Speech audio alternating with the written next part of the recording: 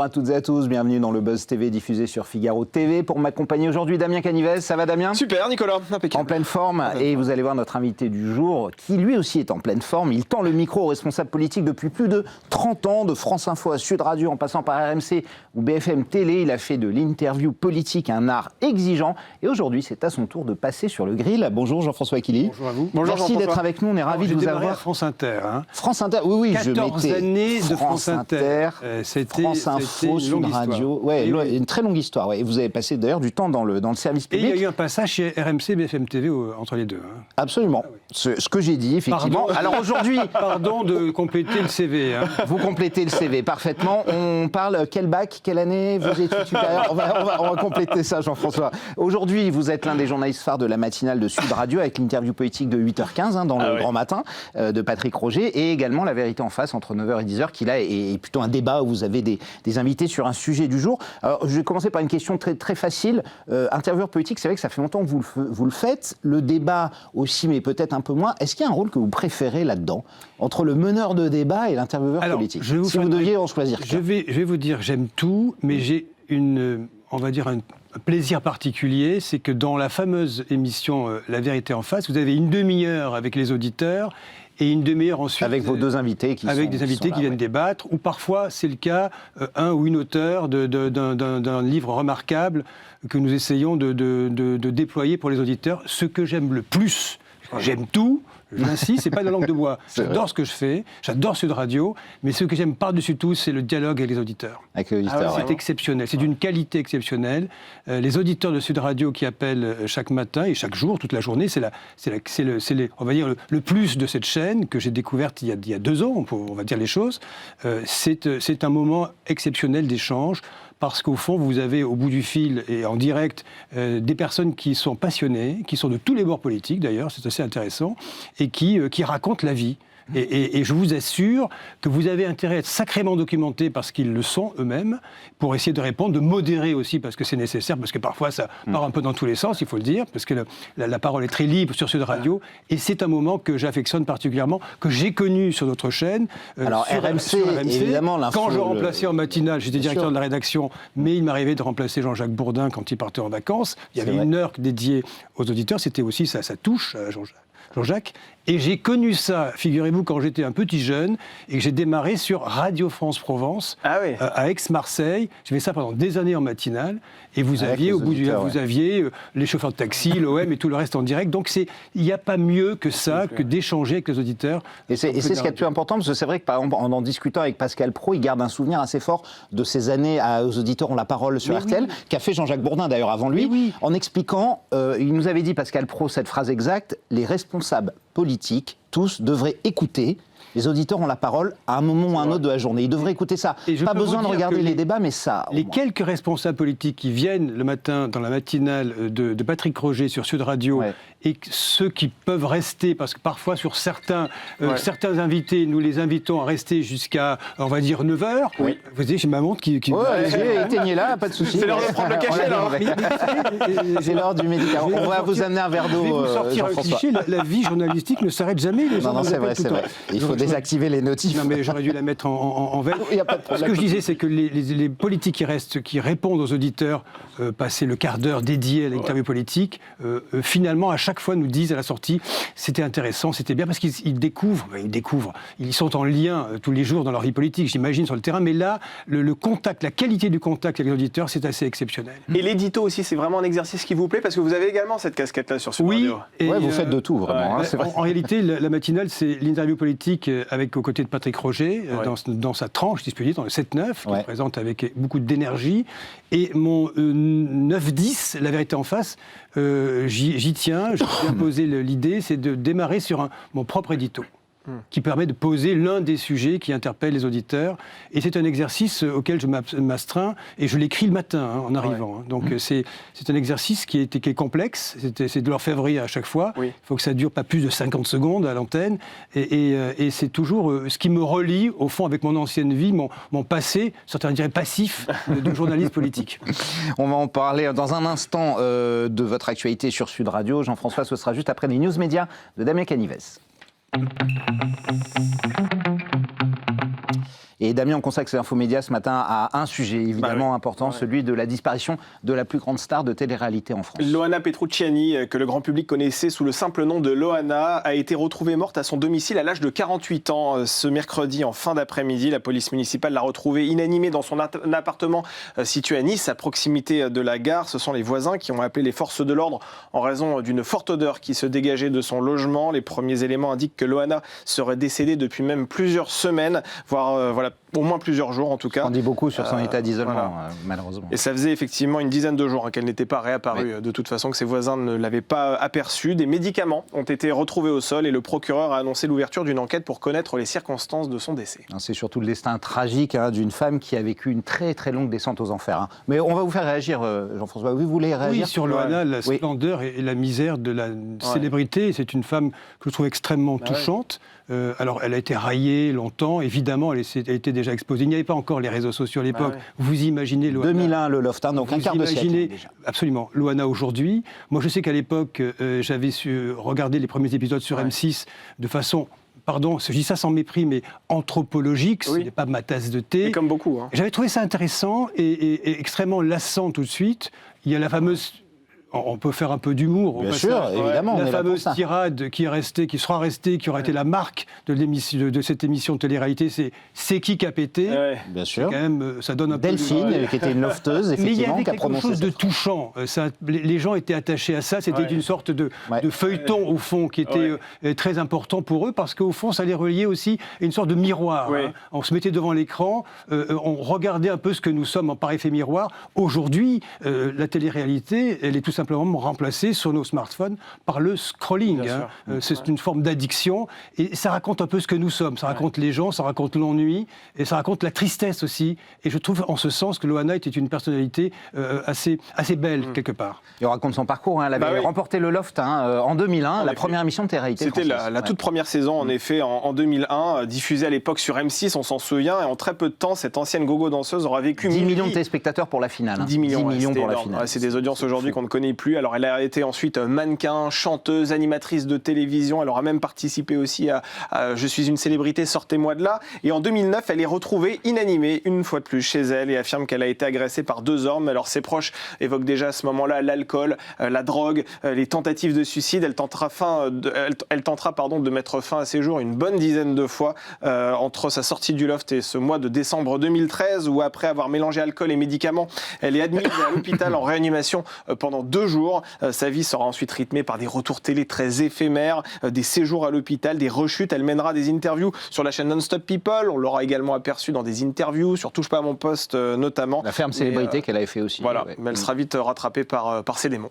Et alors, c'est la télé-réalité qui est aussi ce matin sur le banc des accusés, Damien. C'est la question, disons, que tout le monde se pose ce matin et à laquelle personne n'a véritablement de réponse. Est-ce que Loana serait décédée aujourd'hui si elle n'avait pas participé à Loft Story? Est-ce que c'est cette surmédiatisation qui l'a détruite à petit feu? Eh bien, pour Benjamin Castaldi, qui a animé le Loft Story, la réponse est très claire, c'est oui. Je vais vous lire une partie de l'hommage qu'il lui a rendu sur son compte Instagram. La vérité, c'est qu'on est tous un peu responsables parce qu'on a tous regardé, parce qu'on a tous commenté, parce qu'on a tous à un moment détourné les yeux quand ça devenait trop dur. Fin de citation. Et Nora Malagré aussi, ancienne chroniqueuse et animatrice de télévision qui a croisé la route de Loana à plusieurs reprises, partage cet avis. La responsabilité du milieu de la télévision est immense dans la souffrance de cette jeune femme. Et d'autres visages d'ailleurs que Loana a croisés lui ont rendu hommage, comme Alexia Laroche-Joubert, la productrice de Loft Story, qui se dit, je cite, honorée d'avoir partagé tant de souvenirs avec elle. Et Alexia Laroche-Joubert qui payait via la société Banijé le loyer et les factures d'électricité de Loana, qui n'avait même plus d'argent pour subsister. Est-ce que vous pensez, Jean-François, que certaines personnes n'ont pas cette exposition médiatique et trop forte pour certaines, qu'il faut avoir un mental solide? Alors c'est vrai que le Loft a eu un succès, a été un phénomène que absolument personne n'attendait. D'autres s'en sont très bien sortis. Je pense à Stevie Boulet qui a fait une très belle carrière aux grosses têtes. Je pense que comme dans la vie tout court, nous sommes plus ou moins, comment dirais-je, en capacité d'affronter des situations extrêmes parce qu'au fond, l'exposition soudaine à cette célébrité, effectivement, si psychologiquement vous n'êtes pas armé pour y faire face, ça devient très vite un cauchemar. Il y a d'autres exemples illustres, j'imagine, que ce soit même dans le monde du cinéma, de la chanson aussi. Dans la chanson. Mais c'est dur la télé comme milieu quand on n'en vient pas, quand on n'est pas préparé à ça. Je pense que pour avoir fait de la télé longtemps également, pouvait très vite, on va dire, comment dirais-je, se brûler les ailes. Oui, on peut se brûler les ailes. Il y a une forme d'hubris qui s'instaure très vite. Il faut prendre beaucoup de recul. Il faut garder un lien très fort à sa vie personnelle. Il faut absolument cloisonner les choses. Il faut se rattacher à ses amis, sa famille, à quelque chose de très simple. Et vraiment regarder ça avec beaucoup de distance et beaucoup d'humilité, parce que, effectivement, vous l'évoquiez tout à l'heure, le jour où nous nous retrouvons soudain loin des feux de la rampe, il faut savoir atterrir et comprendre que l'essentiel est ailleurs. Ça s'appelle le miroir aux alouettes, je vous rappelle. Absolument. Vous avez déjà croisé au cours de votre carrière professionnelle des gens comme ça, des journalistes, peut-être des présentateurs qui ne touchaient plus terre, qui, à cause de ces projecteurs, sont devenus totalement hors sol. Même si vous n'aurez aucun nom. C'est bien dommage, parce que c'était la romance suivante. Ça s'appelle le Buzz TV, mais... Il n'y aura pas de nom. Non, mais sans donner de nom, en tout cas, vous avez vu justement ce phénomène. J'ai vu autour de moi des femmes, des hommes, effectivement, se transformer littéralement au fil des mois, des années, on va dire, de contact avec les caméras qui sont présentes dans ce studio, et qui, soudain... Pour moi, c'est une fragilité, au fond. Certains disent c'est un manque d'intelligence. Non, c'est une fragilité. C'est un oubli de soi. En réalité. Il faut comprendre que nos vies sont éphémères, elles sont courtes, parfois très courtes même, et il faut garder quand même une forme de distance avec ce spectacle-là. Terminé, Damien, pour les news, évidemment. Il y en aura d'autres dès demain. On passe au grand entretien du Buzz TV. Nous sommes avec Jean-François Aquili. Jean-François Aquili, vous êtes l'intervieweur politique de 8h15 dans le Grand Matin de Sud Radio, je l'ai dit, et présentateur de La Vérité en face de 9h à 10h. Alors, je voulais qu'on revienne un petit peu à cette jeunesse. Comment ça s'est passé, cette arrivée à Sud Radio à la rentrée dernière, où, je le rappelle, vous avez remplacé Jean-Jacques Bourdin, notamment à l'interview matinale. Comment ça s'est fait que Sud Radio, pourquoi ce choix? Alors, j'étais disponible à ce moment-là, puisque ça n'a échappé à personne. Il m'est arrivé un petit incident de carrière. Petite bricole à France Info. Sortie de route, avec, je le dis avec humour et détachement. C'est une vieille histoire dont je ne parle plus d'ailleurs aujourd'hui, dont je n'ai jamais parlé finalement, ou si peu. Et j'étais disponible, et Patrick Roger cherchait à renouveler, on va dire, son volant d'éditorialiste le matin. Et j'ai été convié à raison d'une fois, puis 2 fois très vite par semaine en matinale, avec Jean-Jacques Bourdin, qui présentait à l'époque le 7-9, de venir faire l'édito à 2 reprises à chaque semaine, et ensuite, vous savez, faire une sorte d'échange, de battle, qui est très intéressant pour commenter l'actualité avec l'animateur vedette. À l'époque, c'était Jean-Jacques Bourdin, puis c'est le retour de Patrick Roger. Et donc, quand Jean-Jacques Bourdin a décidé de quitter la chaîne, c'était au mois de juin de l'année dernière, au fond, Patrick Roger a réorganisé la matinale, il a repris les rênes du 7-9, lui qui était quand même le vieux routier de cette histoire, et m'a proposé de prendre en charge, dans un premier temps, effectivement, l'interview politique, mais qui a été reformatée, elle a été réduite. Ce n'était plus la demi-heure qui achevait le 7-9, mais elle s'inscrivait plus en amont. Comme le fait Marc-Olivier Fogiel sur RTL, par exemple. Et dans un format plus restreint, plus court, 12 minutes, c'est bien assez. Ça permet d'abord de dire beaucoup de choses, et en même temps de ne pas trop s'installer dans un exercice qui pourrait éventuellement lasser les auditeurs. Donc l'interview politique aux côtés de Patrick Roger, je viens de commettre chez lui chaque matin, et ensuite il y a effectivement, vous l'avez évoqué, de 9h à 10h l'émission La Vérité en face, qui était à la charge de Patrick Roger. Il m'a passé les clés du camion, et c'est un vrai bonheur. Voilà. Et quels sont les points communs que vous partagez justement avec Jean-Jacques Bourdin, à qui vous avez succédé? Est-ce que vous avez ce ton aussi incisif qui lui est propre? C'est vrai que c'est une marque, Jean-Jacques Bourdin, dans l'interview politique. Chacun a son propre style, que ce soit Pauline de Malherbe sur BFM TV, Jean-Jacques Bourdin qui a marqué son temps. J'ai été à ses côtés également quand j'étais à RMC, j'étais directeur de la rédaction, mais le matin j'étais aussi éditorialiste en matinale sur les 2 chaînes, RMC et BFM TV. C'est un très bon souvenir. Chacun a son style. Je pense ce qui est intéressant, c'est que essayer chacun à sa façon. Il y a plusieurs générations. Il y a des intervieweurs qui sont très jeunes. Regardez Benjamin Duhamel, c'est la nouvelle vague. C'est vrai. Il y a des intervieweurs qui est désormais sur France Inter. À chacun son style. Et l'idée, si vous voulez, c'est quand même de faire en sorte que les personnalités qui viennent disent des choses, enfin, répondent aux questions qui leur sont posées dans la mesure du possible. Et je pense qu'il y a de multiples manières de l'aborder et la diversité des styles. Et ce n'est vraiment pas de la langue de bois, je le pense vraiment. Des intervieweurs qui constituent l'offre des chaînes en général fait que, au fond, l'exercice reste encore intéressant, même si je ne vous cache pas qu'au fil des décennies, des décennies maintenant, je pense que les publics commencent à passer un petit peu à autre chose. Voilà. Absolument, on va en parler, c'est vrai. Mais Jean-Jacques Bourdin, vous étiez réconcilié avec lui parce qu'il y a 13 ans, il y avait eu quand même un petit souci. Il avait contribué à vous faire virer de BFM en 2013. Vous étiez assez fâché avec lui à cette époque-là. Non, il n'y a pas eu de... On rappelle que vous aviez négocié dans son dos une interview avec Jérôme Cahuzac, qu'il n'avait pas apprécié. Enfin, sans lui dire, on va dire. J'ai appris sans lui dire. Mais de ne pas laisser passer les mines que les intervieweurs déposent. Non. Sans lui dire, c'est ça. Sans le lui dire. C'est-à-dire qu'avec Hervé Bérou, qui était mon alter ego, qui dirigeait avec brio BFM TV. Il gère maintenant RTL. J'avais l'opportunité d'accoucher le fugitif. Ouais. Jérôme Cahuzac, que tout le monde voulait à l'époque. Tout le monde le voulait. Ouais, et donc, l'idée, si vous voulez, de la communication qui entourait Jérôme Cahuzac, c'était de lui offrir une demi-heure non-stop,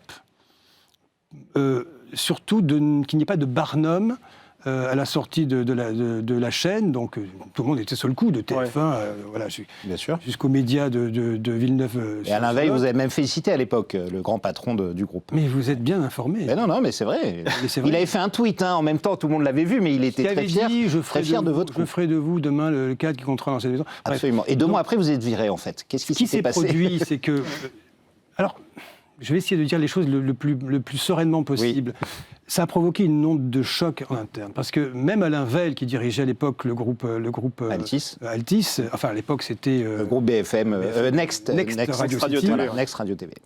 Même lui n'était pas prévenu. Avec mon complice Hervé Bérou, nous avions organisé clandestinement, le plus secrètement possible. Ouais. Même les équipes qui étaient venues, qui s'étaient déployées dans un studio que nous avions loué, un studio photo, pensaient que c'était Beckham qui était en interview secrète. Ce qui est bien aussi. Mais... Quand ils m'ont vu arriver, ils ont dit « Mais c'est pas un journaliste sportif, c'est le mec... » C'est pas Daniel Riolo ou Jean-Louis Tour. Non, c'était pas quelqu'un de l'immense agence sport de RMC avec tous ses talents. C'était Akili et est arrivé Jérôme Cahuzac. C'était un moment intense.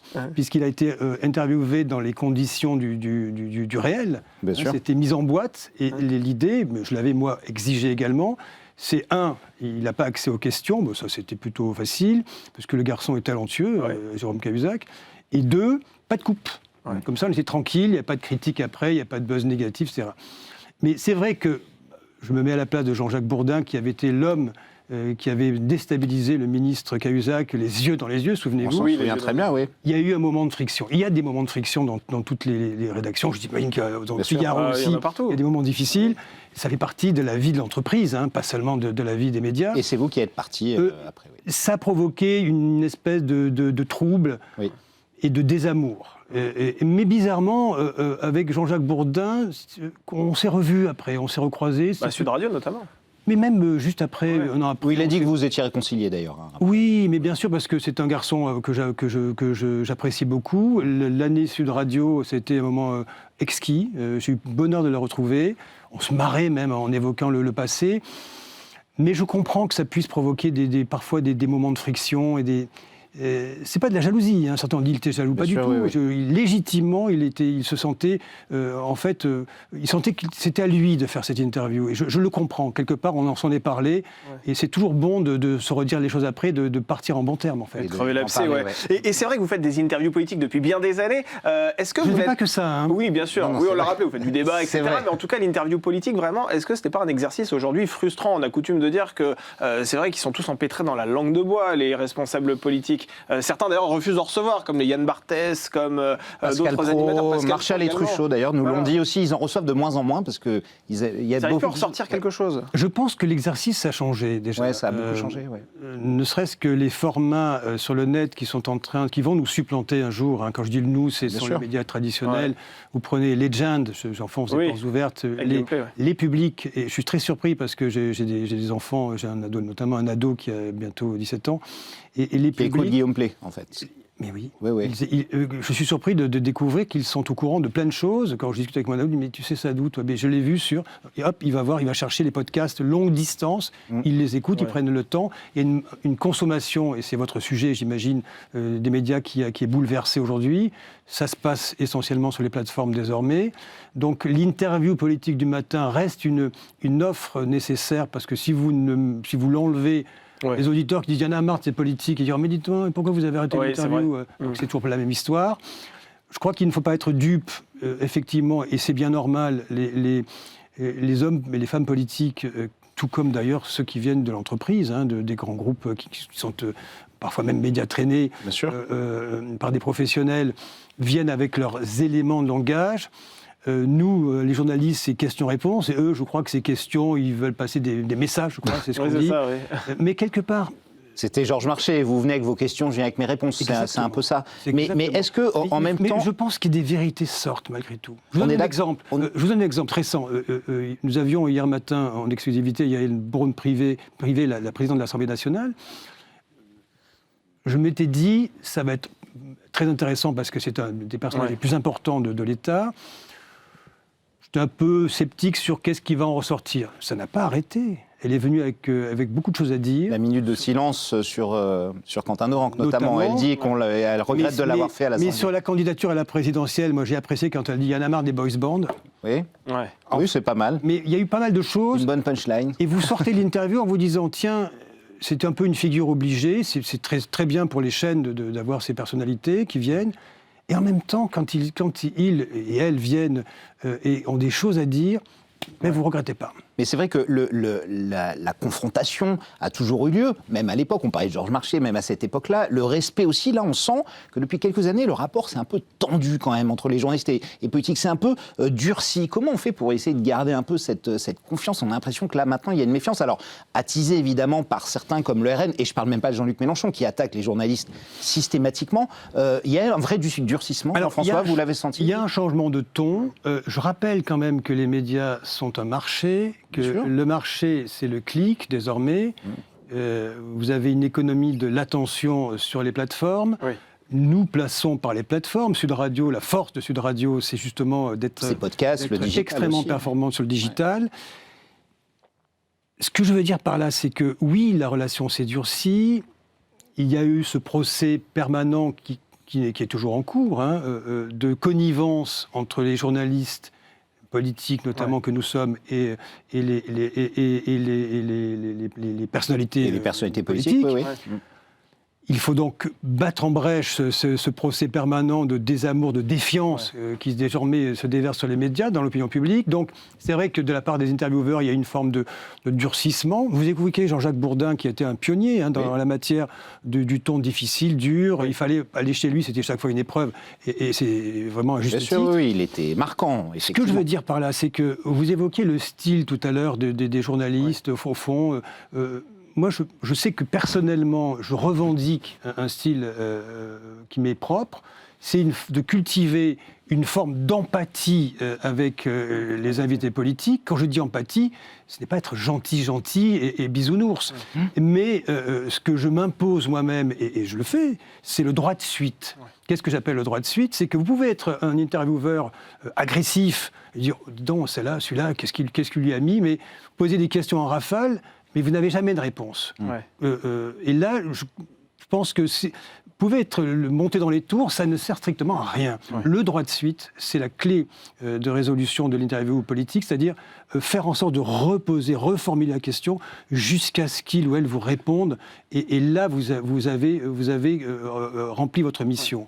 Et quand je dis l'empathie, c'est pour les mettre à l'aise, mais c'est aussi pour faire en sorte qu'ils ne se sentent pas bloqués dans leur réponse et qu'ils se lâchent un petit peu aussi.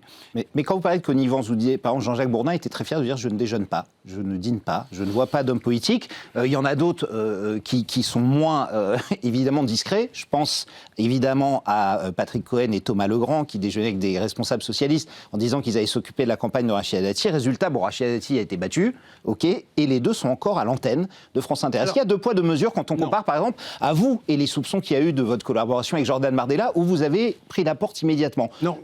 Comment ça se passe? Ce que je veux dire sur le fait de déjeuner ou ne pas déjeuner avec les politiques. Vous avez des éditorialistes que moi j'ai croisés dans les restaurants à midi, du temps où j'étais d'active comme reporter à France Inter, vous avez souvent des rendez-vous, etc. Vous voyez, il y a des groupes de journalistes, ça n'empêche pas que même s'ils déjeunent avec les politiques, que les papiers soient pointus, acérés, on va dire, sans concession. Donc c'est un faux... Là, pour le coup, Thomas Legrand, Patrick Cohen, il y avait une vraie... Je ne sais pas. Voilà. Moi, je ne porte pas... Vous avez vu la vidéo, j'imagine. Non, mais je ne porte pas de jugement là-dessus, si vous voulez. Ce que je suis très respectueux de mes confrères et de mes consoeurs, ce qui n'a pas été le cas à mon égard quand il est arrivé cette histoire de supposée collaboration à une autobiographie de Jordan Bardella. Là, et peu importe. Il ne faut pas être revanchard, il faut regarder devant dans la vie. Mais ce que je veux dire... Mais vous avez commis une erreur, Jean-François, avec cette histoire ou pas? Je finis juste ma réponse. Là-dessus, je vais vous répondre aussi. Oui. Je ne vais pas me dérober. Ce que je veux dire par là, c'est que moi, j'ai une grande confiance dans mes consoeurs et mes confrères, quels que soient les médias, même si ce sont des médias parfois qui sont un peu... on va dire un peu orienté, un peu de tous bords. En fait, je suis très gourmand du travail des autres et je crois beaucoup dans la capacité de chacun à avoir une forme de fil à plomb, de se dire, vous pouvez vous marrer même, vous pouvez taper, c'est François-Olivier Gisbert qui raconte ça très bien, vous pouvez taper dans la main avec un politique, vous bidonnez, vous mangez avec, et ensuite vous dites... Et lui taper dessus, bien sûr. Eux le savent, eux en sont pleinement conscients. Les politiques, vous voulez dire? Les politiques, oui, d'accord. Ils le savent. Ils savent très bien que derrière, même si eux-mêmes se lâchent un peu, c'est à haut risque. Donc à partir du moment où vous avez implicitement cette relation qui s'est instaurée, ça n'empêche pas la sympathie. Les vaches sont bien gardées. Je vous réponds sur la parenthèse que vous avez, sur la fenêtre que vous avez ouverte. Avec le recul 2 ans plus tard, est-ce que vous avez commis une erreur, Jean-François, c'est tout, ou quelque chose? Je vais vous dire... Et attention, je vais peser chacun de mes mots. J'ai pris pour règle depuis cette affaire de ne plus jamais en parler. Je vais vous dire pourquoi. D'accord. La seule interview que j'ai accordée concernant cette controverse Bardella me concernant, je l'ai accordée, figurez-vous, au Figaro Magazine, il y a 2 ans. C'était une interview de Judith Van Traub. Et j'ai dit ce que j'avais à dire. Et depuis... Mais depuis, vous êtes désisté au Prud'homme où vous aviez engagé une procédure il y a 2 mois. Donc c'est pour savoir. Donc du coup, ça s'est réglé. Vous savez que désistement est un terme juridique. Bien sûr, oui. Et qui ne signifie pas, qui ne qualifie pas la nature il n'y a plus d'affaires, on est d'accord. Des engagements éventuels de telle ou telle partie dans un procès. Donc même là-dessus, je sais que j'ai eu des coups de fil, des journalistes, ils font leur métier, je respecte ça. Sûr. Je ne dis rien, pourquoi? Parce que j'ai appris une chose, c'est que d'abord, il faut regarder devant dans la vie. Et je l'ai appris à mes dépens, y compris pour des, on va dire, des dimensions personnelles, des problèmes de santé même. Il faut regarder devant dans la vie. Et 2, j'ai compris aussi qu'avec les réseaux sociaux aujourd'hui, à partir du moment où vous démarrez le récit, vous donnez du détail, c'est fini, c'est fini. Et vous êtes essentialisé ensuite. Moi, ma vie aujourd'hui, c'est Sud Radio. J'y trouve un bonheur renouvelé à mon âge, n'est-ce pas? 8h15 tous les matins, 9h-10h, on arrive au bout. Mais merci d'être venu, Jean-François Achilly. 8h15, Futur Radio, 9h-10h, on écoute La Vérité en face. Et nous, Damien, on sera là dès demain avec un invité genre totalement différent, Ariel Mallet, le comédien, participant de l'émission Les Traites sur M6. Prenez soin de vous d'ici là et merci de votre fidélité.